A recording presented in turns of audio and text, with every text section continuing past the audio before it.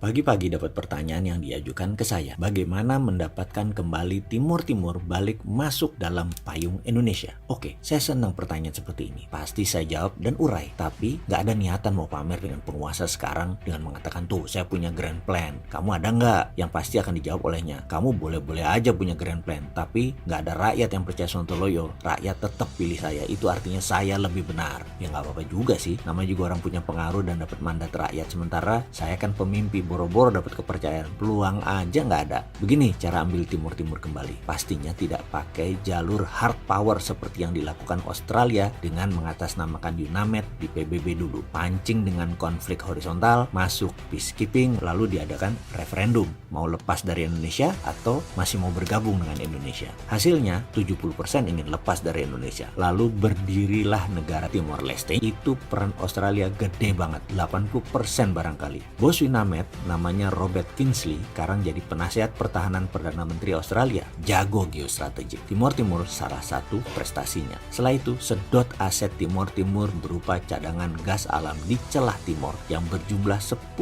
triliun kubik feet. Biaya operasional ambil Timor Timur lewat. Untung besar itu Australia. Strategi pengambilan Timor Timur tidak menimbulkan gejolak politik dan gejolak keamanan di kawasan ASEAN. Sama seperti Crimea yang diambil Rusia baru-baru ini. Itu juga yang diskenario-kan kalau pemerintah Indonesia tetap ngotot ganggu pendapatan McMoran dari Freeport, maka Amerika pinjam tangan dengan menciptakan konflik horizontal di Papua. Lalu peacekeeping masuk dari PBB, kemudian referendum. Mau merdeka atau tetap dengan Indonesia? Wih, pastilah pengen merdeka. Untung saja ternyata ambilnya saham Freeport tersebut tidak membuat McMoran rugi, malah Indonesia yang bisa rugi. Jadi skenario caplok Papua nggak jadi. Saya juga heran dengan ide ambil saham Freeport. Kenapa nggak naikin pendapatan negara dengan cara lain? Kenapa tidak bagi hasil finish produknya? Minta bagian dari emasnya. Jadi kita Indonesia bisa printing money, cetak duit. Sudahlah, ide saya pasti geblek dan sontoloyo. Pasti nggak ada yang percaya. Tapi akan nyerah nggak memberi ide untuk negara? Ya enggak lah. Kita balik ambil Timor Timur saja deh. Gimana caranya? Pertama, kita mengatakan kepada Timor Leste, wahai Timor Leste, kamu buat proyek, project creation, dan ini ada uangnya. Setelah proyek diciptakan, kita Indonesia menyiapkan pendanaan, pakai pinjaman tentunya. Kita harus untung dari cost of fund. Jangan terlalu tinggi, nanti mencekik. Jangan terlalu rendah, nanti Timor Leste-nya profit. Bikin Timor Leste jangan hidup tapi jangan mati. Itu prinsipnya. Lalu, proyek itu harus dapat sovereign guarantee atau jaminan negara. Jaminan B2B, business to business, nggak bisa ngikat APBN Timor Timur. Boleh semi sovereign garansi, yaitu pakai BUMN Timor Timur. Karena BUMN kan punya negara. Kalau default, gagal bayar, ambil jaminan negaranya. Pokoknya jangan swasta Timor Timur aja yang punya proyek. Jadi pihak Indonesia akan menyiapkan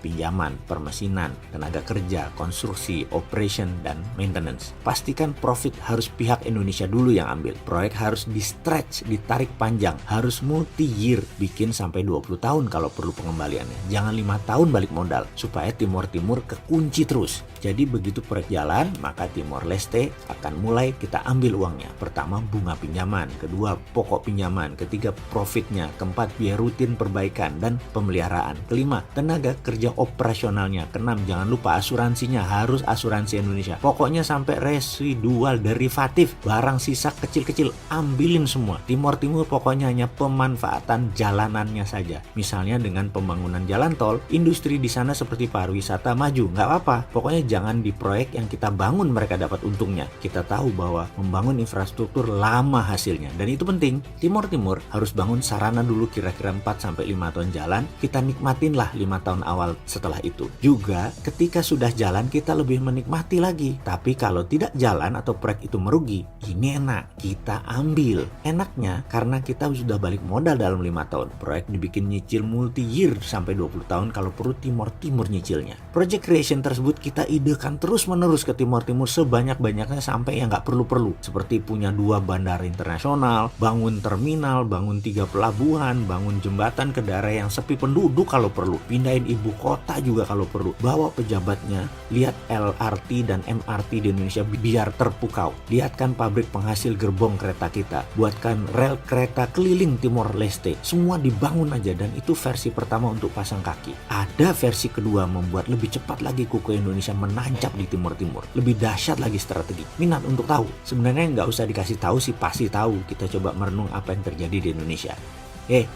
Ayo fokus di video ini, jangan ngebayangin yang enggak-enggak. Itu pikiran jangan ke arah kok kayaknya Indonesia sekarang kejebak Cina ya. Ngawur kowe. Enggak, Indonesia tidak kemakan dengan Cina. Enak aja kamu ngomong kayak gitu. Cina berusaha melakukan apa yang kita lakukan ke timur-timur, tapi nggak terlalu berhasil. Jago pejabat kita tidak terkecoh Cina. Jago banget, salut saya. Coba kalau saya jadi pemimpin, pasti kepleset ke perangkap jebakan Cina. Sudahlah, karena itu jangan pilih Mardigu, biar dia urus anak yatim aja.